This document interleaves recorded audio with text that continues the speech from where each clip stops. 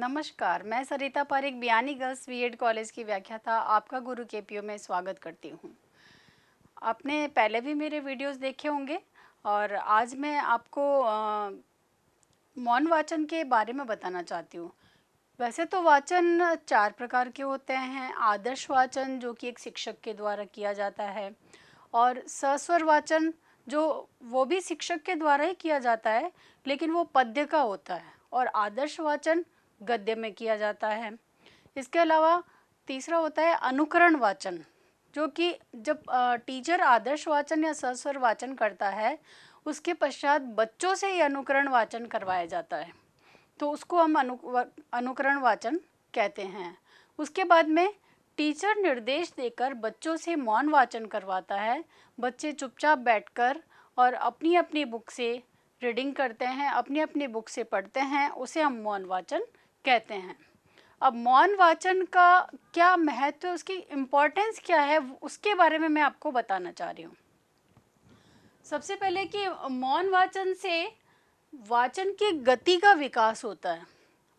जब हम बच्चों को निर्देश देते हैं कि क्लास में वो चुपचाप बैठकर पढ़े, मौन वाचन करे, तो इससे क्या होगा कि पूरी क्लास के बच्चे अपनी अपनी बुक से बैठकर पढ़ेंगे और इससे उनकी गति का विकास होगा, क्योंकि वो चुपचाप बैठकर पढ़ रहे हैं, किसी से बात नहीं कर रहे हैं, और ऐसे में उनका मन है वो एकाग्र हो जाता है, और एकाग्र होकर वो पढ़ते हैं तो इससे उनकी गति का विकास होता है। नेक्स्ट है मस्तिष्क व नेत्र सक्रिय। मौन वाचन करने में मस्तिष्क है वो सक्रिय हो जाता है, क्योंकि मस्तिष्क को पूरा उसी कंटेंट में लगाना होता है जिसे कि टीचर ने पढ़ने के लिए निर्देश दिया है, क्योंकि टीचर के द्वारा कभी भी उस कंटेंट में से प्रश्न भी पूछे जा सकते हैं। इसलिए बच्चे की आंखें और उसका मस्तिष्क दोनों सक्रिय हो जाते हैं उस कंटेंट को बहुत ध्यानपूर्वक पढ़ने के लिए। नेक्स्ट आता है कम थकान। क्लास में अक्सर हम टीचर है वो बच्चे को खड़ा करके पढ़ाते हैं, अनुकरण वाचन करवाते हैं, पाठ का वाचन करवाते हैं। इससे क्या होता है कि कई बच्चों की आदत होती है जल्दी जल्दी पढ़ने की, और कई बच्चे आराम से पढ़ते हैं। तो ऐसे में क्या होता है, बच्चों का सांस फूलने लगता है, उनको थकान महसूस होने लगती है। तो लेकिन मौन वाचन करने में थकान महसूस नहीं होती, क्योंकि बच्चे चुपचाप बैठकर अपना वाचन करते हैं, चुपचाप पढ़ते हैं, इसलिए उसमें ज़्यादा थकान नहीं होती है। नेक्स्ट आता है समय की बचत। मौन वाचन में समय की भी बचत होती है, क्योंकि बच्चा चुपचाप बैठकर पढ़ता है, और आदर्श वाचन या अनुकरण वाचन के अंदर बच्चा शीघ्रता से पढ़ता है और ज़्यादा पढ़ता है। लेकिन मौन वाचन के अंदर अनुकरण वाचन के अंदर बच्चा तेज़ी से पढ़ता है लेकिन कंटेंट कम पढ़ पाता है, क्योंकि उसकी बोलने में उसकी सांस है वो हांफने लग जाती है, वो अच्छे से नहीं पढ़ पाता है क्योंकि उसका प्रवाह ज़्यादा होता है। लेकिन मौन वाचन के अंदर प्रवाह तो होता है, गति तो होती है, लेकिन उसमें समय की कम लगता है, क्योंकि वो चुपचाप बैठकर पढ़ता है। नेक्स्ट आता है एकाग्रता में वृद्धि। हम अक्सर बच्चों को एग्ज़ाम के दिनों में देखते हैं कि वो बहुत जल्दी चीज़ों को याद कर लेते हैं। क्यों कर लेते हैं? क्योंकि वो बहुत एकाग्र हो जाते हैं।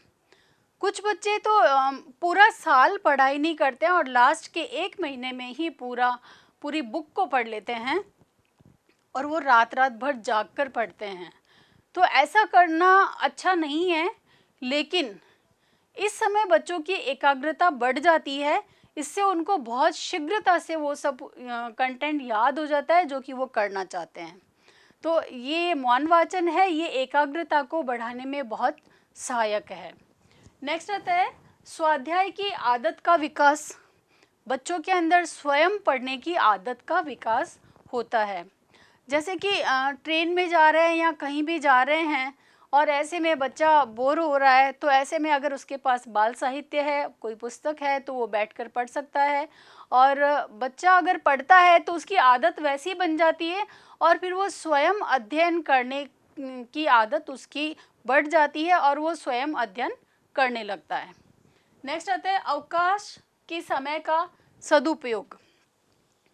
तो जब भी बच्चा खाली होता है, कहीं सफ़र कर रहे हैं या कहीं भी खाली बैठे हैं, लाइब्रेरी में चले जाएंगे या अपनी क्लास के अंदर खाली पीरियड है तो उसमें किसी बुक को लेकर चुपचाप बैठकर पढ़ने लग जाएंगे, या छुट्टियां हैं तो छुट्टियों में बच्चे अपनी पुस्तकों को लेकर और उसकी रीडिंग लगा लेते हैं और चुपचाप बैठकर पढ़ते हैं, और चुपचाप बैठकर पढ़ने से उनकी एकाग्रता बढ़ती है, उनकी कल्पना शक्ति बढ़ती है, उनकी तर्क शक्ति, चिंतन शक्ति बढ़ती है।